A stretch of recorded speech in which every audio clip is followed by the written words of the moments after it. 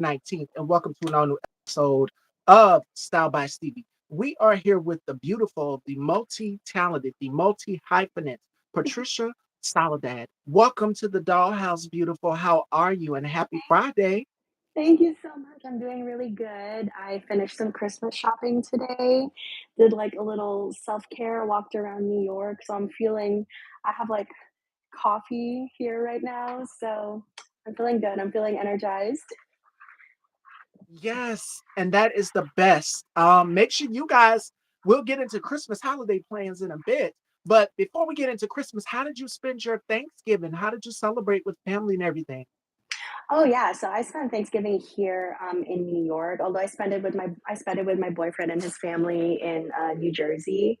And throughout the whole Thanksgiving break, we were just spending some time together because I do work weekends now, so I don't really get to see him as much anymore on the weekends. I mean, we'll try, obviously, but yeah, we were like, okay, like let's make use of how like big this break is for both of us, and yeah, we spent a lot of time together over the Thanksgiving break.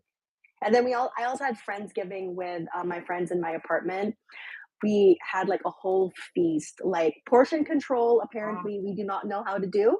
There were only five of us, and we made enough food that could feed like, I don't know, like 10 people. yes, Hi. yes, yes, yes.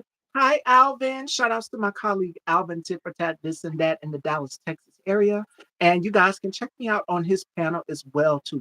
We're gonna be working on some things, so make sure you guys stay tuned. But we are here with Patricia Soledad, and we are talking holiday plans and more. But before we get into the Christmas holidays, tell us a little bit about how you got your start in the business as an actress, as a performer, as a woman who wears many hats. Like myself, we both wear many hats. We We are do. multi hyphen.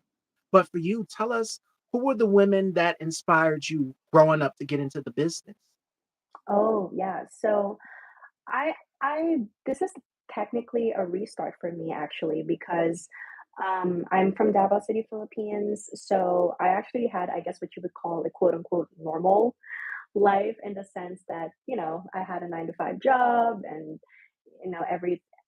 everything that I was doing was the right thing to do. So I was actually working as a teacher for 3 years, and 2 of those years I was head of the department. And so, and it was also during COVID. So it was also a very like, Wow. very tense, very like confusing time for students and for like young adults as well.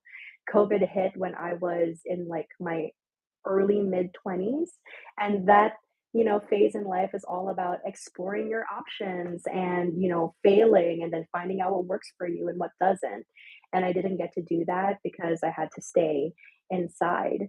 So I've always had a love for theater. Like I started singing and dancing when I was really young. Like I started voice lessons at 14 and acting and dancing lessons at 15. And my family also has been incredibly supportive, like my mom especially. I feel like if we're talking about women who inspired me to go for this or to be in this business, number one would definitely be my mom.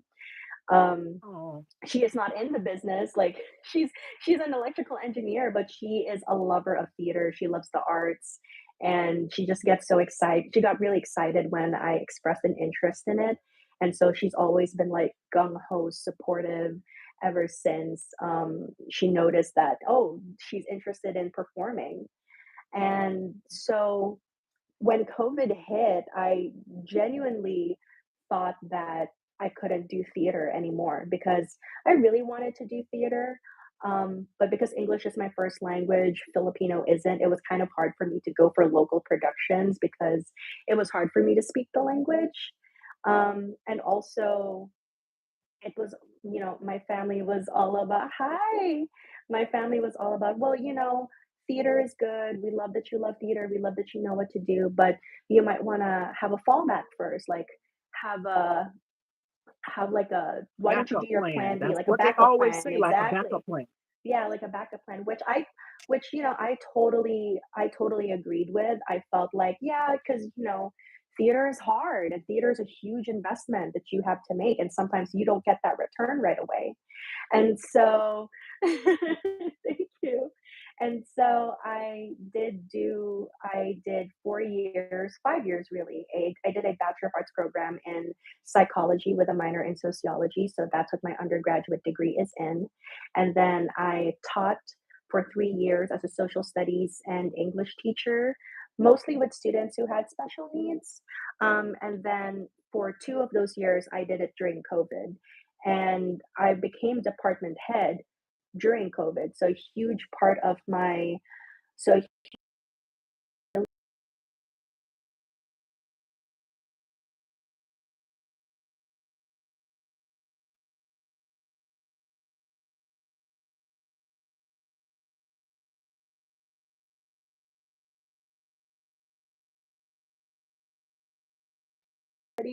so I genuinely thought, maybe this is it. Maybe this is the groove that I fall into. It's not that bad. But there was a part of me that's always like, the what if, like, but you really wanted to do theater. You still love theater. And so this was already around the time when the world was starting to open back up again. Countries were starting to open back up, schools were starting to open their admissions again and bringing back in-person classes. And it was my aunt actually who was like, we're all in a position where we can support you to make, to start over.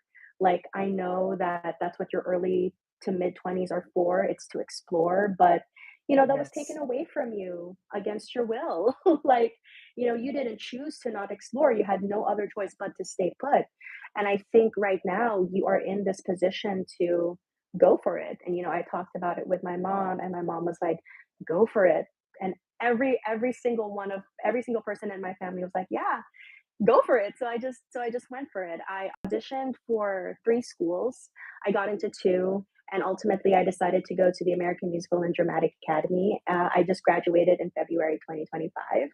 And now I am Congrats. a Thank you. And now I am a working actress in New York. And I feel like the number one question I always get was like, is it worth it? It is 100% worth it. Is it hard? Absolutely. But I live every day 10 times more fulfilled than I've ever felt when I had like my ordinary 9 to 5. Yes, I'm working like 2 different jobs to pay rent and get like groceries and everything, but I get to go on auditions, I get to meet new people, like I've done cabarets, I've been part of an original cast for new work, and it's so fulfilling to be able to finally find my community. Like, my friends who I live with, they're all actors and actresses as well. We're all in musical theater. And it just feels so meant to be. I feel like there was a part of me that knew that this is the world that I was supposed to be in. New York was the city that I was supposed to be in.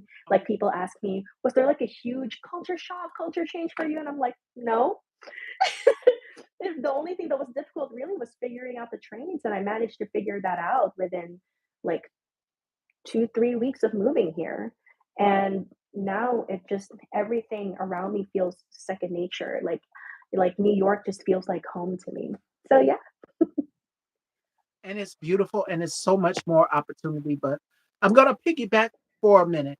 yeah, no problem. 2020, and I'm going to say this for a lot of people, it was difficult for a lot of actors out here. We've never experienced, never Mhm. been through anything like this pandemic, but people were trying to figure it all out.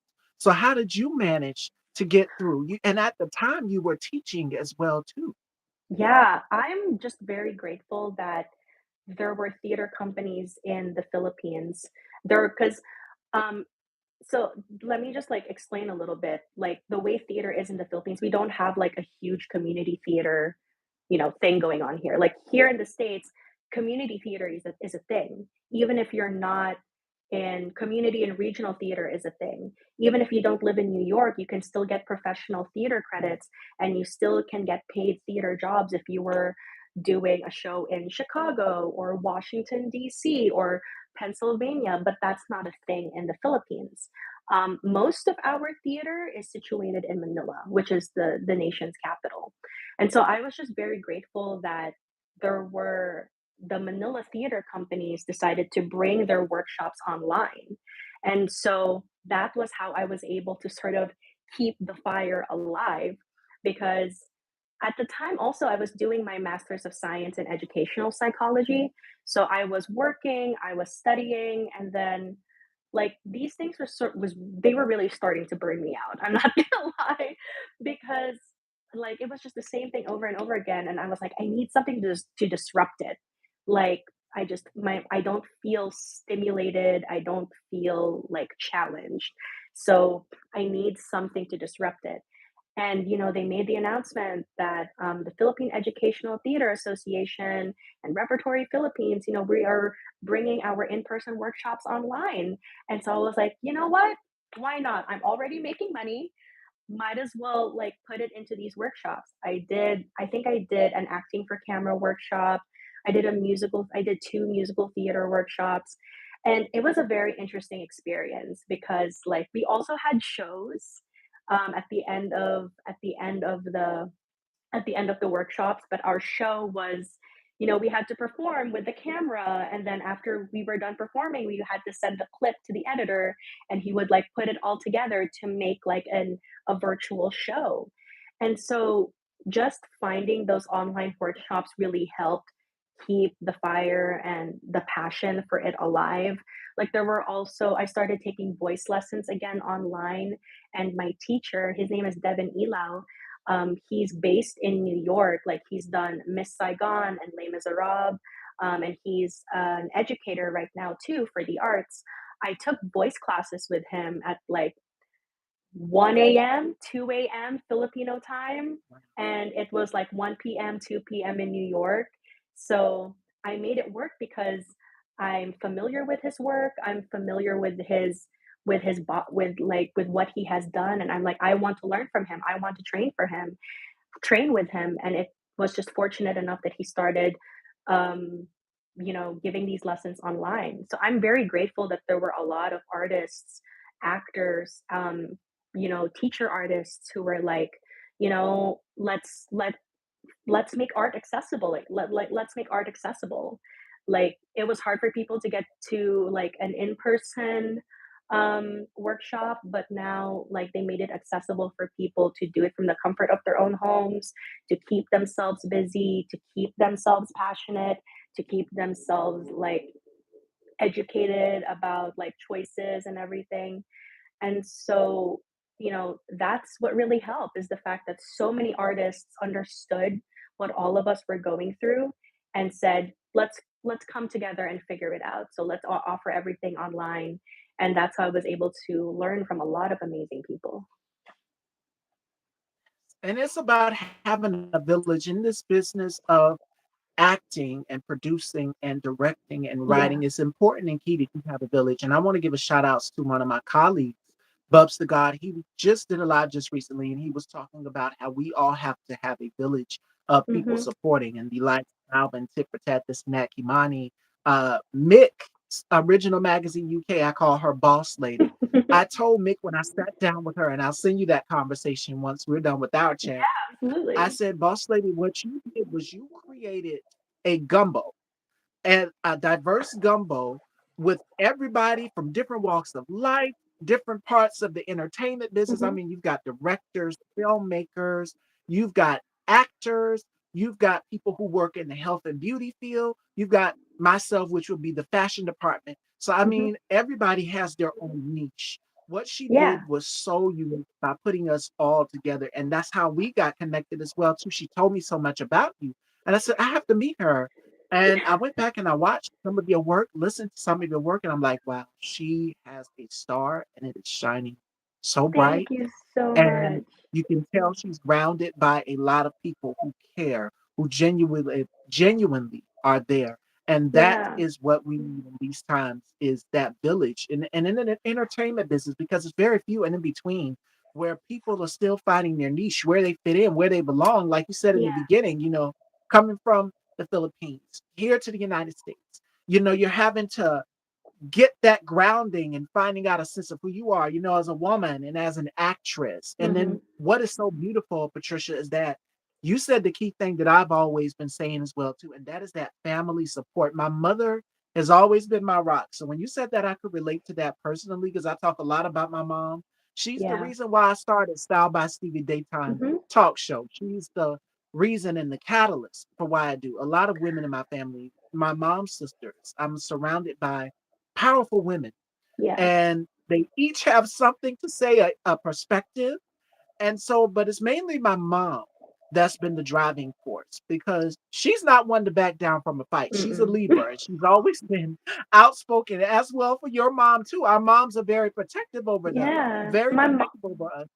Yeah, Yes. my mom's a single parent. So Ooh, I was raised by my grandparents for the first 6 years because she had me when she was 18. So she was in college when she had me. And, like my grandparents and my mom both agreed, like, like I need to finish school like her. She needs to finish school because that's the only way I'm able to give her a good life. So she finished school, and my grandparents took care of me for the first 6 years of my life. And then she came because she worked in another city while I was being raised right, in Davao. So she would just come and visit me because she didn't want to raise me in Manila because Manila is kind of like New York, so she was just living in an apartment and everything. And she was like, I want her to have a house. I want her to run around in a yard, you know, so, and all of that. And also it was just expensive to live in Manila at the time. And so wow, she was just like, I don't want to be away from her, but I feel like financially this is the best way to go. And then eventually she decided, she's getting older now. She's going into her preteens. I want to be there for that era because she was like, I know preteens are hard.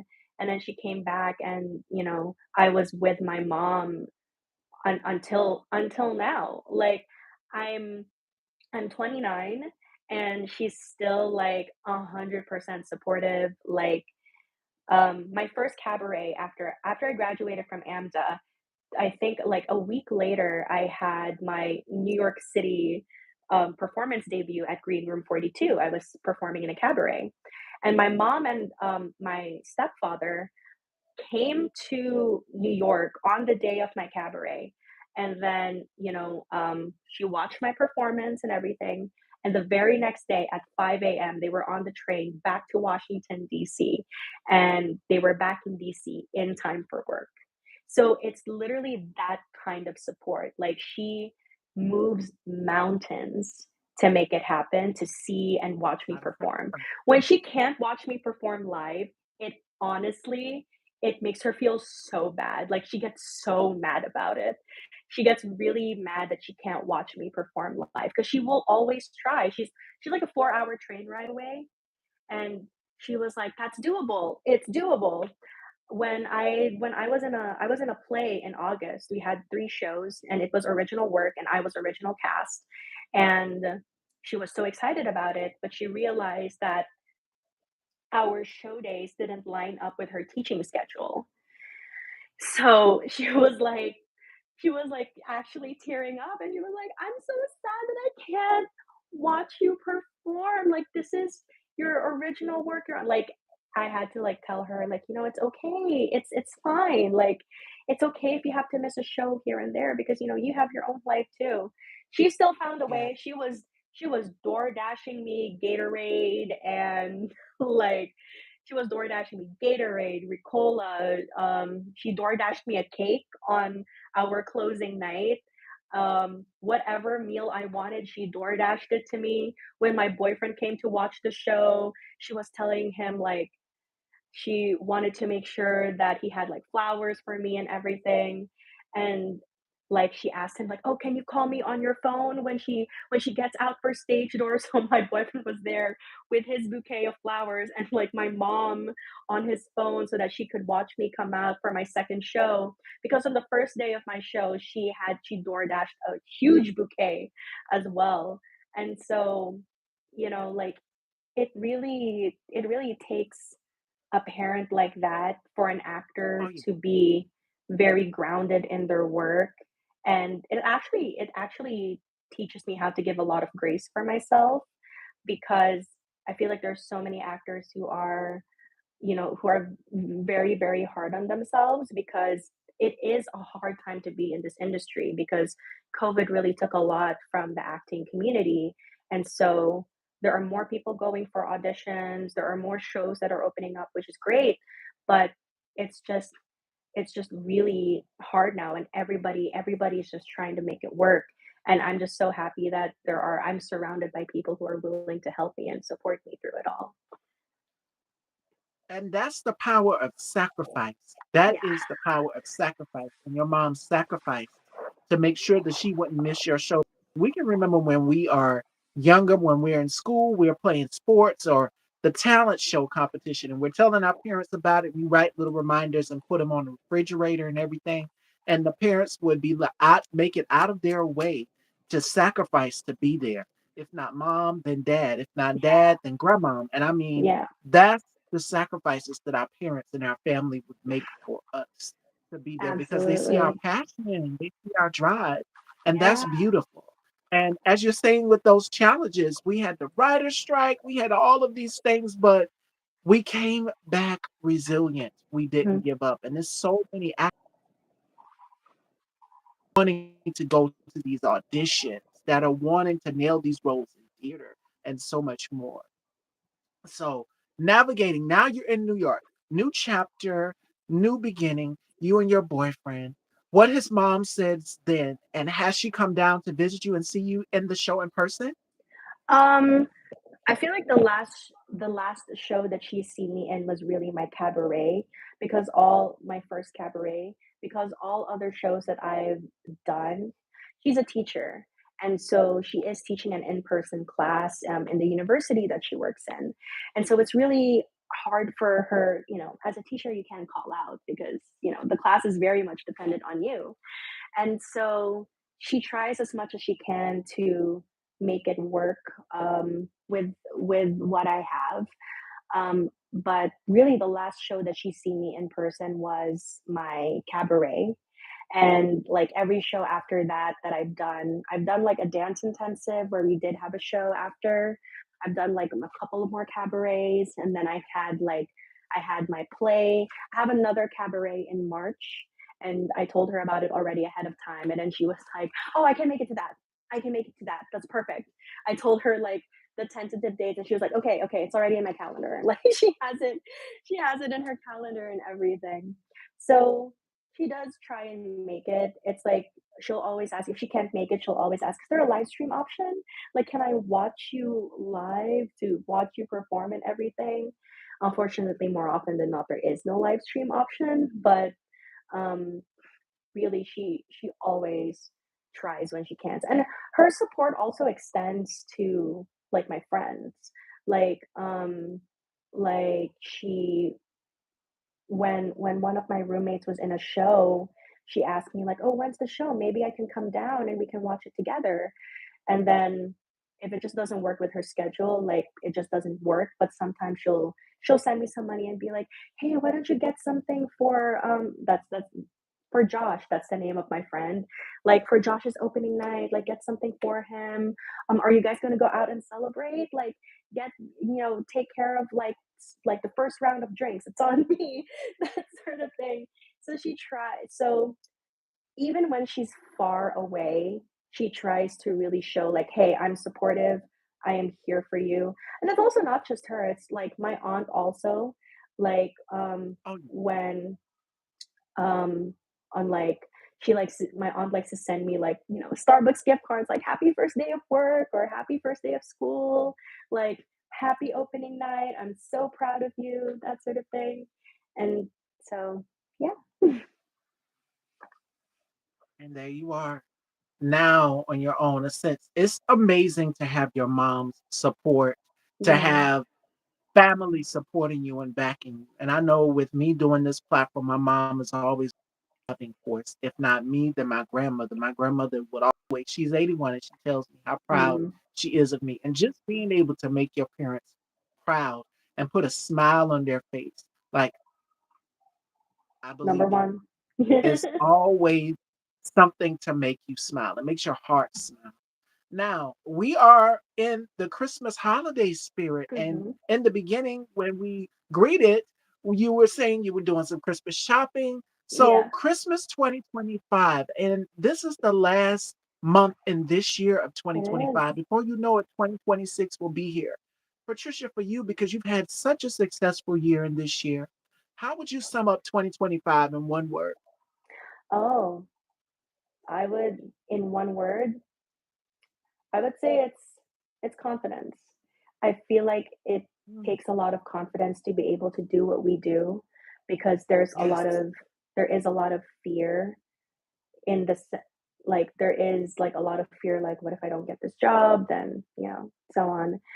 Um, I feel like confidence has been a huge thing for me this year because you really need to put yourself out there when you are going for these jobs. Like I've gotten callbacks for some pretty big projects and I'm really proud of that. Like yeah, I didn't make it to the final round, but the fact that I got a callback is enough for me and I was like I'll take that as a win.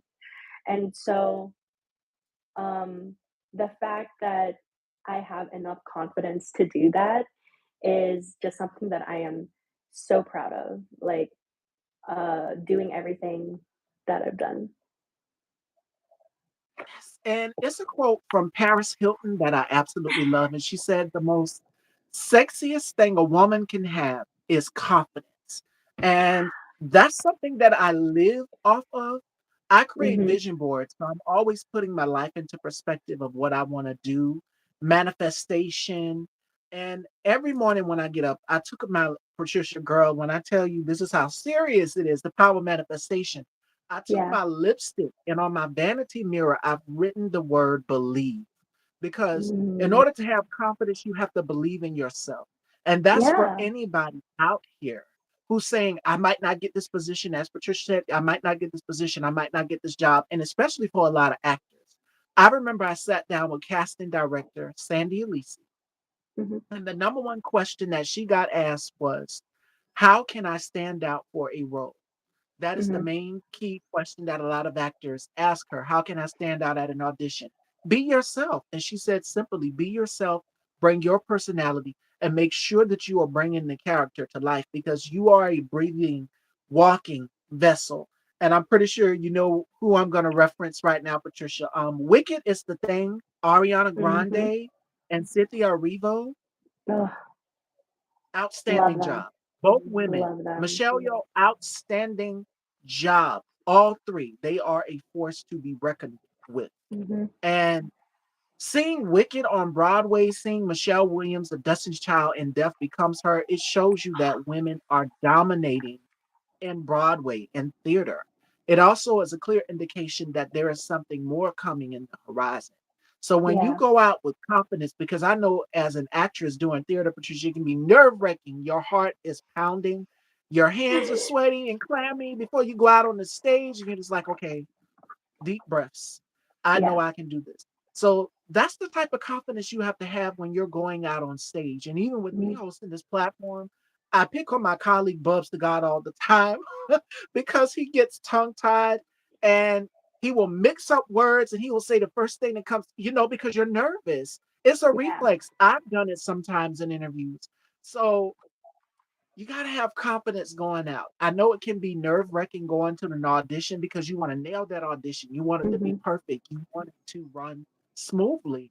Yeah. And there have been some cases in interviews that I've done where I'm just like, you go back and it goes back to what you said in the beginning. So when you said that too, that made me a light bulb go off in my head like, okay, I literally do this. I pick apart certain things, out myself and I pick apart certain things. You got to have confidence. And that's Yeah. what I want a lot of people to take away from this conversation. Go ahead, Patricia. I'm sorry. Yeah, it's a lot of like with trusting your gut. I had an audition. I had an invited audition for Disney Cruise Line, and the number like I was looking at the breakdown, and the instruction that they gave me was just sing a song that shows off your that shows off your authentic self. And so I was like looking at my book, and there's this song that I absolutely love. I go to it, it's my go to audition song. It never misses. I've probably sung it like I don't know how many times anymore, just because I know it so well and it's so in my body that I don't even have to think anymore when I sing the song. My body exactly knows exactly how it feels. My mind know exactly how I feel about it. And so I remember saying, "Oh, the name of the song is What Remains." And it's not a musical theater song. It's actually from an album written by Drew Gasparini and sung by Casey Lee and performed by Casey Levy. And it's a beautiful song. And I remember thinking, this shows off my vocal range. I can act in it. And so I'm going to bring this in for my audition. And I remember meeting with my pianist and sort of going over the song with him. And he asked me, "So what are you bringing into the audition?" And I told him, like, "Oh, I'm going to bring What Remains." And he was like, "Are you not going to bring in a Disney song?" And I was like, "No." And he was like, "You need it's a Disney cruise. You need to have something prepared." So I was like, "Okay." So my backups were Kindergarten Boyfriend from Heathers and My Strongest Suit from Aida. And come the day come the day of the audition, my friend who was also invited to audition, he and I met up at a practice room together, and I was singing my songs for him. He was like, "It sounds really good," and I was like, "Yeah, it's just that I've never auditioned with this song before." And he was like, "Well, what did you want to audition with originally?" So I sang What Remains, and then he was like, "It sounds so good on you. I feel like you should stick with that song." And I was like, "You think so?" And he was like, "Yeah." And there's this voice going off inside my head saying, "Do it." Because, like, you don't have to think about it anymore. You're not nervous when you sing the song. And honestly, it just comes easy. It just comes easy for you. So when the audition came, when it was time for us to audition, I went in, I sang What Remains, and within an hour, they had emailed me with a callback for 2 characters. And I just remember feeling so proud that I trusted my gut, and, like, I told my roommates, and my roommate was like, "You brought in" he too was shocked, like, "You brought in What Remains." And I was like, "Yeah, I did, and I got a call back." And he went, "They like that. They like that you brought in something different." They were like, "Ooh, we haven't seen this before. Like, no one has ever brought this in. Like, I bet they like that." And so I felt very proud of myself in that moment that I took that shot. And yeah, that for me was a learning. That for me was like a learning point. And I think I had another experience just like it. It was for Royal Caribbean Cruises.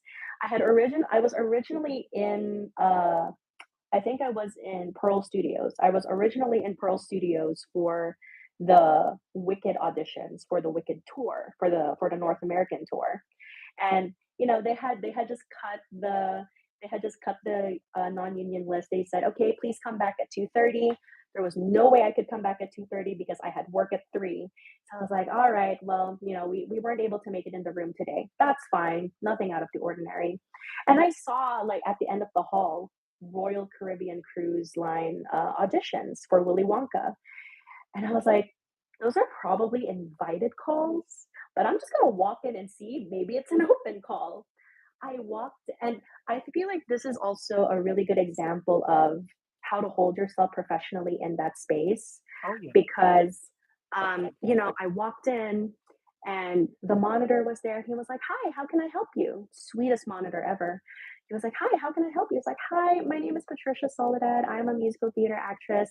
I just wanted to see if this was an open call." He was like, "It's actually an invited audition," but he saw that I had my book in my head, and I was like, "Oh, okay, I understand." And he was like, "But you know what? If you have your headshot and your resume with you right now, I can just pop into the room real quick and I can show them, and then they can decide right then and there if they want to see you." Like, I mean, it's not guaranteed, but at least, at least you gave it a shot." I was like, "Yeah, yeah, absolutely." He's like, "How much time do you have to wait?" I was like, "Oh, I still have like a couple of hours." So I was like, "Oh, I have a couple of hours." Like, "Okay, great, great. Let me like just wait here." And so I gave him my headshot and my resume. And like a few minutes later, he came back and he was like, "Patricia, great news. They want to see you. Do you have something funny to sing for them in your book?" And I did, but it is in no way fit for Willy Wonka. But it was again a song that I knew very well because in musical theater, comedic up-tempo songs are are where I shine.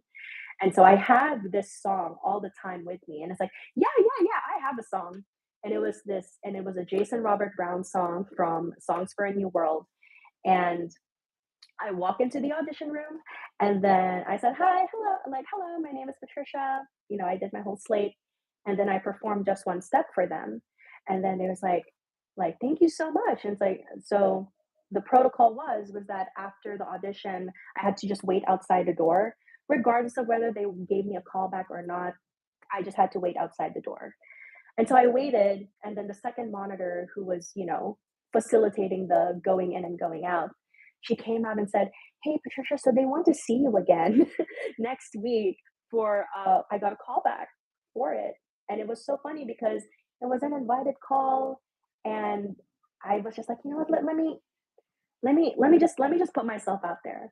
I feel like those are two of the most important lessons that I learned throughout this entire year. And I always go back to that. Whenever I feel unsure of myself, whenever I feel like this isn't going right, I always remember those two specific moments because it showed how, putting yourself out there and taking that risk and, being confident in who you are and your abilities really paid off. Yes, and the power of manifestation, you put it Yeah. out there. You had your portfolio, the gentleman took the portfolio, and it just goes to show you if you don't try it the first time go round, you'll never know where it can take you Yeah. in the next destination of your life. So just Absolutely. jump, just take a chance. You never know. You Yeah. never Yeah. the options are Absolutely. endless and the opportunities are endless as well too. Put yourself out there. Yeah. And I can remember someone telling me the same exact thing as well too. Hi, Deshaun, another one of my amazing colleagues. Again, that village, that tribe behind me, Hmm. empowering me, keeping me encouraged along the way. Yeah. Making sure, Deshaun just recently, because I said I've had enough, I was just going to give it up, but he kept saying, no, don't keep doing what you're doing. Take a chance because you never know where it could lead. I didn't think Style by Stevie was going to be a success, but people all over the world are watching and they're looking to me as if, for something profound, something for the moment. Yeah. And you never know where it could lead. I had no idea that people would be tuned in every day, whether they're at work, whether they're just picking the kids up from school or wherever, and they're watching me. They tune in to watch me, and it is Yeah. amazing. The impact overall. They share my videos, they go back and they repost, and it's just Yeah. a blessing. I'm so That's thankful for amazing. it. So you never know. And it's because I took a chance. I took a Mhm. chance with this platform. I didn't think it was gonna be a success after all these years, but it still is, and people are talking, and it Mhm. is making waves bigger than Yeah. ever and more to come. So your star to anybody out there who's doubting yourself, it goes back to what Patricia just said, which is confidence. You gotta Mhm. have confidence and you gotta believe in yourself. So if you put it out there, then it will all come full circle. You see how Patricia had her full circle moment? A Yeah. gentleman said, sure, and this was on her workbook. She took her portfolio, they saw it, they said, "We wanna see her again." And it's you won't know unless you Yeah. try. There For have been sure. opportunities I've had to turn down, just like, no." My mom is just Mhm. like, "Girl, if you don't get up and take that opportunity, go ahead and do something." You never know where it could lead you. Call that person back. And so I've had offers from so many people on the table to, continue on with Style by Stevie in bigger places, but I'm like, I'm perfectly happy where I'm at Mhm. because it's more coming, more and more coming. But it's so much to choose from. Like it's like picking your favorite flavor of ice cream. and you go into an ice cream shop and there's so many flavors there. That's what it's like when you are picking out a career opportunity because someone has Yes. something great to offer and then something great. And they want you to take on this role. So you never know. You never know. Yeah. And speaking of options, Patricia, this year, 2025, we are Hmm. about to be walking into 2026. What else are you manifesting, girl, for the new year of 2026? Yeah. Right now, I'm an international student, and so I am currently applying for an artist visa. So I feel like that's the number one thing that I really would like to get. I would love to be a part. My goal, really, professionally, is to be a part of a production where I have multiple show days. I've done a lot of like small scale productions where it's just a two show. It's just like I have two shows, one on this day and one the next day, or three. The most I've had is three shows. And so I would really love to be part of a production where I'm performing like 8 times a week. Doesn't have to be Broadway, but I would love to go for like regional theater. Um, and I would love to be in more plays and musicals as well. I haven't been in a musical yet. So I It's think that's coming. my it's coming. That's my number one goal. I want to be in a musical. I've done mostly plays and cabarets, and I feel like my heart is just going like I want to be in a musical because I love musicals so much, and I really would love to work on expanding my connections, expanding my network. I feel like this year was all about figuring out who I am as an actor and how I can tell authentic stories as an authentic human being. And so I would love to take all of the work that I've done this year and put it into better use in the following year and not stress so much about perfection. I feel like perfection is what kills authenticity. And I spent my whole life being a perfectionist. And now that I am actually in this profession where storytelling relies so much on the human experience, I have to let go of perfection, which is hard sometimes because which is hard because like it's so easy to be a perfectionist. Like I can I can go over the sheet music several times, I can sing the same tune several times, rehearse the same choreography several times, but if I don't know how to tell the story, all of that work doesn't really mean much. Like that's really what I learned from school. Like you always have to remember the story. You have to remember the characters that you're bringing to life. Like yes, it's an imagined circumstance. Yes, you were singing a song. Yes, you were dancing. But behind all of those things is still a story. There's still an emotion. There's a goal. There's a conflict. And I really would love to I've done a lot of work in that area that I want to be able to bring all of that into my auditions. I feel like now, as we're nearing the end of it, I've gone to like more auditions. I'm starting to feel less stressed about, oh my gosh, is my cut perfect? Is my cut right? Am I wearing the right outfit for this show? Now it's all about, do Right. I look like me? Okay, I like how I look because this is an outfit that I would wear. Do I like this song? I love this song. I've taken my book apart and am now like filling it with songs that I genuinely love to sing. And it's continuing the work. It's continuing the good, intentional, authentic work into the new year. And I have a good feeling about this year for whatever reason. I have a like my feelings going into 2025 was a lot of fear and anxiety because it's the first year out of school, it's the first year out of the schedule, and so now we have to figure things out. And now that I have like a solid foundation, I am now more excited and happy about the following year, and I'm less scared. There's less fear and there's less anxiety and there's more excitement, which I'm there's more positive excitement, which I am very, very happy about. It is. And 2026 will be the year of awakening, putting it out Yes. there and making it come to fruition.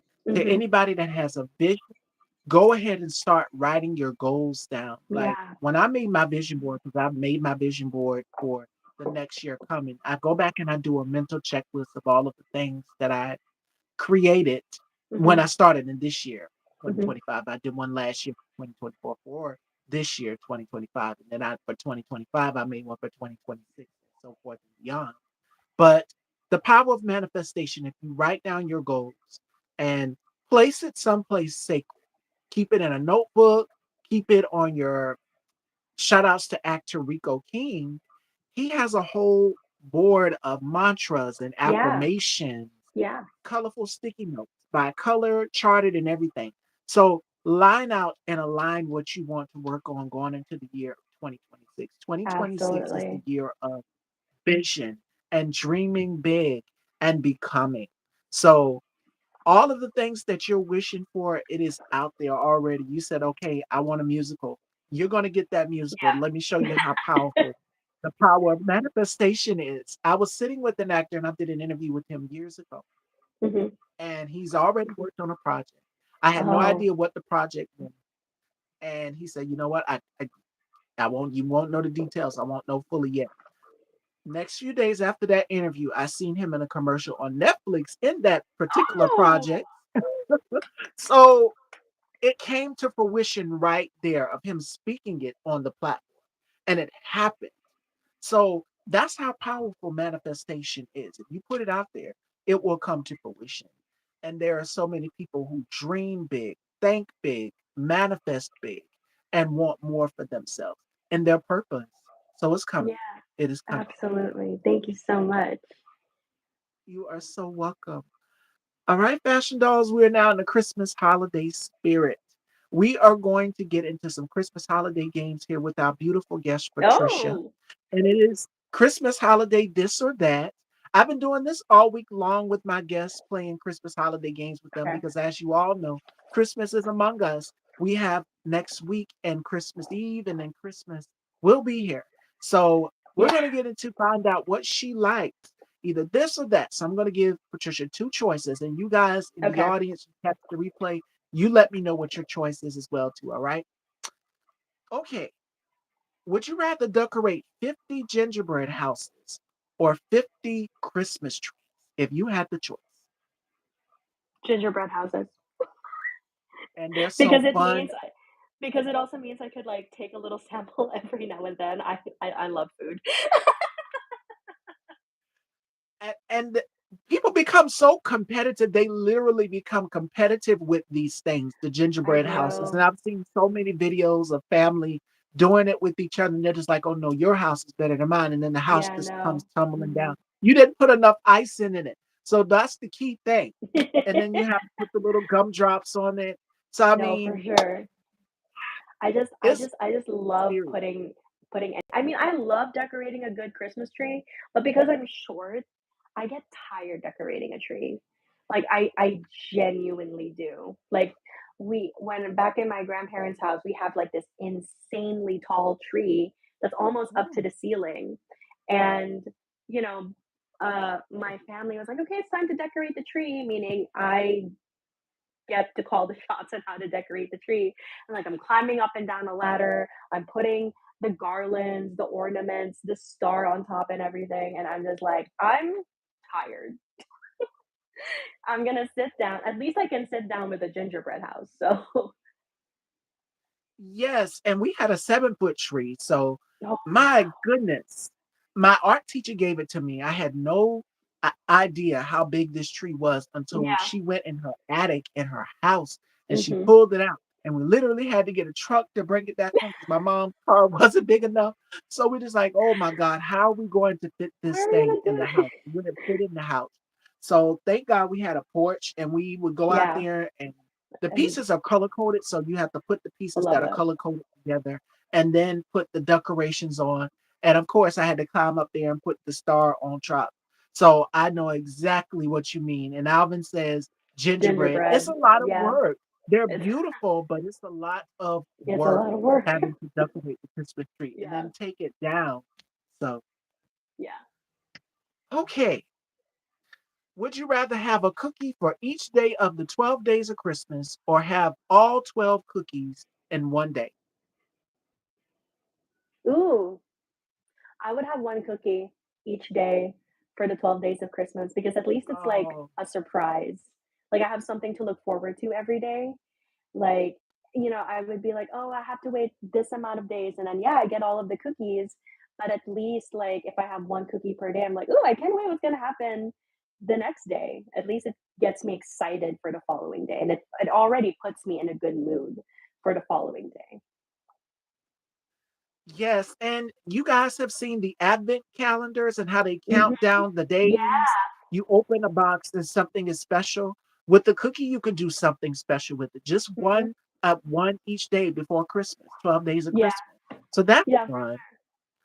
Okay.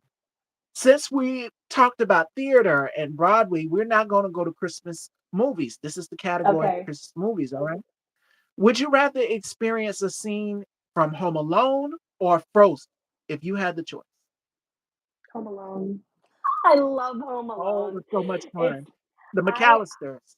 the McAllisters, I would love wait, Home Alone can I choose which Home Alone? Anyone you want. I like Home Alone too personally because I Okay, have I that like connection with New York. So, right. I was gonna say, ooh, I wanna be in the Plaza Hotel eating that ice cream sundae and that pizza with okay. Kevin in Home Alone 2 because I was like, I mean, I wanna be beside him watching him pull all of these tricks, but I would also love to be in the Plaza Hotel. So, yeah, I would love to experience that scene in Home Alone 2. And New York is massive. The pizza It is is, it massive.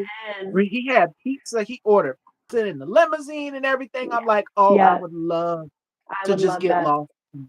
That whole montage, I want that whole montage, going to FAO Schwartz in the limo and everything. Okay, would you rather watch classic Christmas movies or new releases? I'm a huge fan of classic Christmas Me movies. too. I also think it's just because I feel like the new releases, they're so vibrant and alive. Like, the reception is different. The color grading is different. With Christmas movies, it's very muted, very mellow. It's a little blown out. Like everything is just like a nice, deep, calm color that my eyes can rest very softly on it. It's for me, classic Christmas movies are like the epitome of cozy. I love it. And speaking of which, this is a tough one right here. You said Okay. classic film. Would you rather watch Frozen or A Christmas Story for a week? And Alvin says he can't eat just one cookie. The same here. I love it too, but I got to do it one a day. Honestly, I've never watched A Christmas Story. Oh, I but feel like that's a Frozen, classic. Frozen is a classic too now. I know Frozen is a classic too, but I know A Christmas Story goes all the way back. And I've watched Frozen, and I haven't watched A Christmas Story yet, so I would definitely watch A Christmas Story because it's a new movie for me. Girl, you have to watch it. It is funny. If Alright. not that one, then National Lampoon's Christmas Vacation. Right, right. I And haven't watched that with that either. Chevy Chase. Got it. Yes, and he got on the top of the roof with those lights and he was trying to Oh, hang on. It was hysterical. right. Like A Christmas Vacation, National Lampoon. You guys have to go and see it. It is funny. You Yeah. will get your life. Okay. One of my I know it's not like a Christmas movie, but it's a holiday movie. It's with Queen Latifah. It's called The Last Holiday. That for Oh, me yes, is with the like red dress. Yes, yes, that's one of my favorites yes. too. I love it. I love it so much. It's a comfort film for me. And here's another one. Would you rather watch The Polar Express or A Christmas Carol for 12 days if you had the choice? I love A Christmas Carol. I don't know why. I love A Christmas Carol. Like, Scrooge is a little hard to watch, but then you see him go and be a better person. And so I just love the trajectory of the story. And I love how different people have taken a Christmas carol and made it their own. So I love also watching like the different interpretations of a Christmas carol. And just like with Home Alone, each sequel gets Yeah, better. And speaking yeah. of sequels and classic, Alvin said classic. Would you rather watch the Nutcracker movie or the live ballet performance if you had the choice? Live ballet. Live ballet. And it's so beautiful When and I'm perfect. scrolling, it's so beautiful. I feel like the last time I watched the Nutcracker Ballet, I was Uh, 7, and it's been a long time coming since I watched it live. My favorite thing at this time of year is, anyone who's playing the rats in the Nutcracker Ballet, they post the funniest videos ever, like, they are just unhinged in the background. Everyone is so beautiful and light, and then you have, like, the rats who are on point and they're causing all the mayhem and it's just yeah. so funny to me and I'm like, I want to watch that. I would love to watch the Nutcracker ballet live again. Ooh, this is a tough one. Okay. Would you rather be a character in Rudolph the Red-Nosed Reindeer or a Charlie Brown Christmas? These are both Oh, classics. I love Charlie Brown. I want to be a character in a Charlie Brown in Charlie Brown. I want to meet the whole crew. You got Woodstock, you got Peppermint Patty. I mean, Exactly. Linus, all of them. I mean, it's Yeah. so many. It's so many.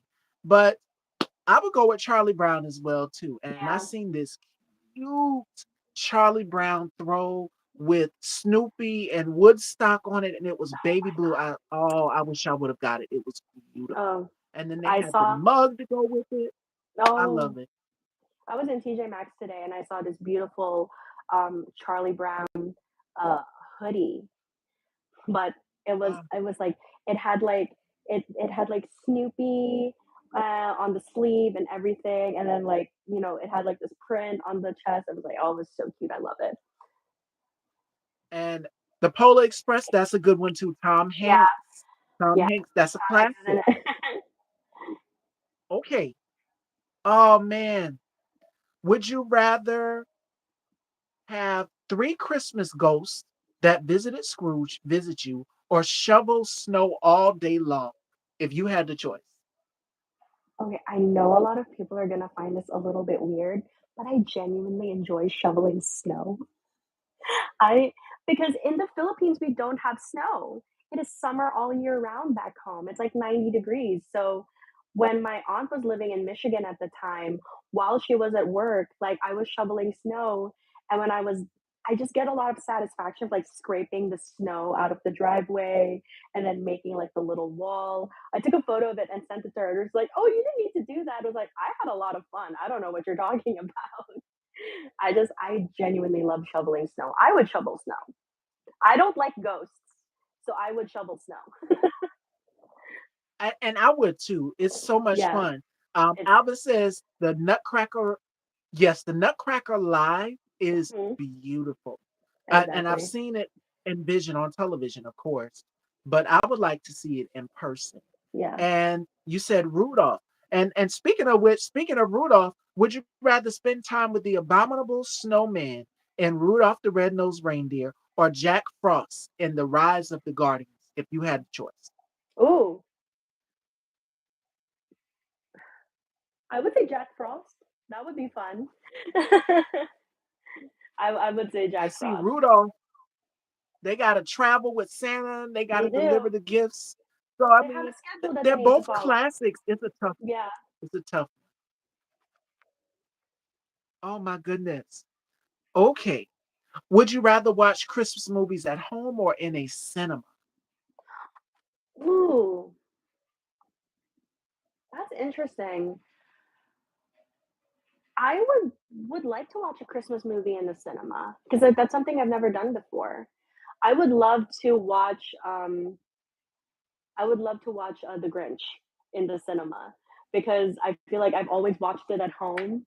The Grinch is one of my favorite. How to Grinch Stole Christmas is one of my favorite Christmas movies. I would definitely want to watch it in a cinema with like the chairs and everything. And I'm picturing it now. If they had like a Christmas cinema with I nothing know but old classic Christmas movies, that exactly. would be dynamic. You have your hot cocoa and marshmallows, your favorite Christmas time snacks. cookies, Yeah. all of that and so much more. That would Have be like a little hot amazing, chocolate and I would bar. do that. Oh, yes. Yeah. Yes. And here's a good one. Would you decorate the office tree, the office Christmas tree alone, or watch colleagues do the task if you had the choice? Ooh, I've definitely decorated a tree by myself just because I have such a specific vision in mind that I'm like, okay, I'm just gonna take care of it myself. And people have like let me do it. But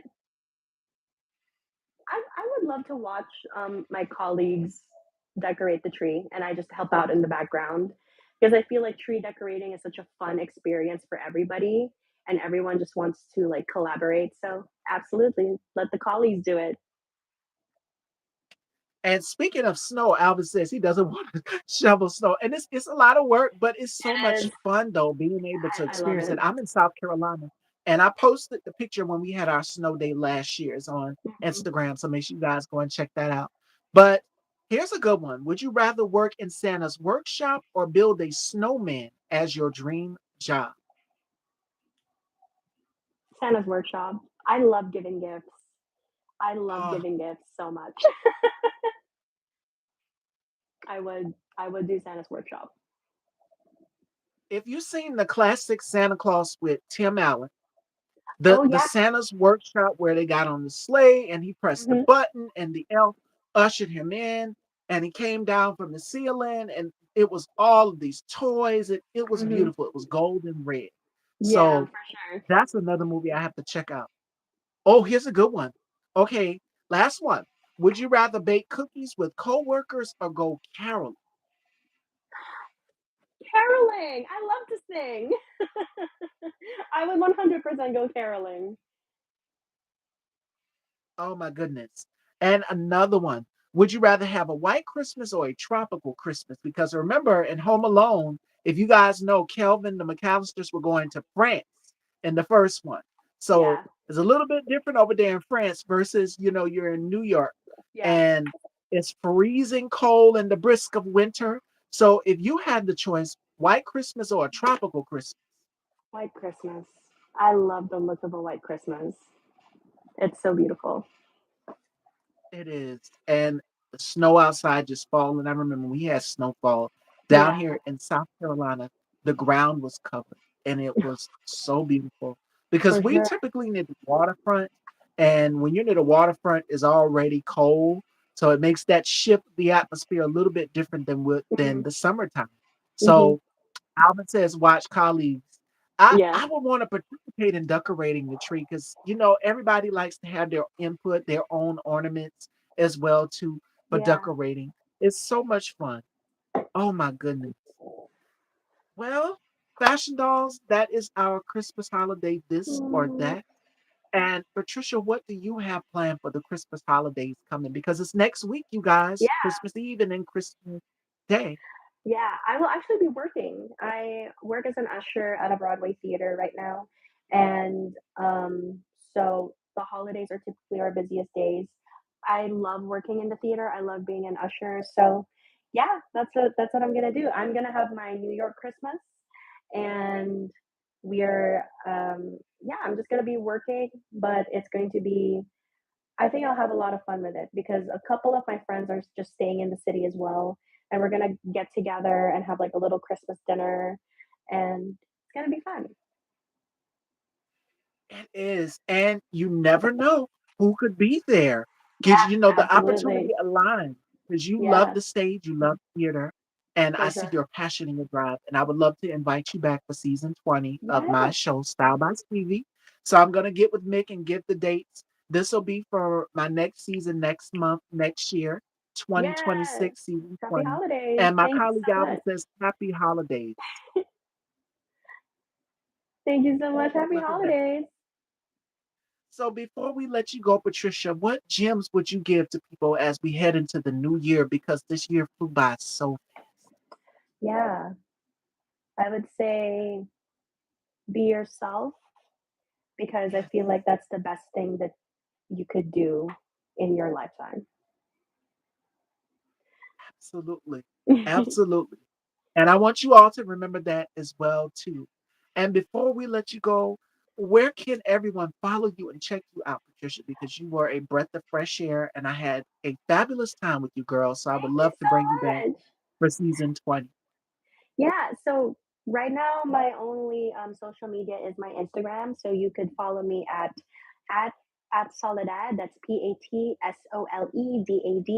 on Instagram. So I post like dance videos, singing videos. I have like some funny posts every now and then. But yeah, you can follow my journey on my Instagram page. There you go. And a very special thank you to Mickey, Thank you, Original Mickey. Magazine UK. Thank you, Boss Lady, for setting this up. We love you. Thank you so, so, so much. A very special thank you to my colleagues, Deshaun and Alvin, Tit for Tat, this and that, Conscious TV, King Jives, Bubs to God, all of you. I love you all so much. And I will see you guys next week, Tuesday. Join me and my colleague. Now's the time. We will be back. Your favorite dynamic duo, we will be back Tuesday at 4. So make sure you guys tune in. And I will see you then. Till next time, Thank you so everyone. much for Bye having bye. me. You are so Bye. welcome, beautiful. Take Thank care you. Bye. and have Take a care as very well. happy holiday.